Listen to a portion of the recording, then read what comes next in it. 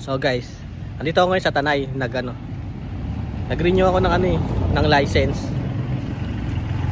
May expired na kasi. So ayan. Yan. Tapos na ako, mga less than 1 hour lang. Matapos ko na yung pagre-renew eh. Mabilis lang naman yung process. Mainit lang. Nawawa ka. Bawal mo pala i-renew yung yung license mo na papel.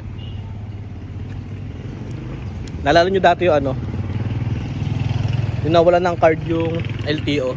So yung mga kumuha ng license saka tawag dito, nag-add ng restriction kagaya sa akin.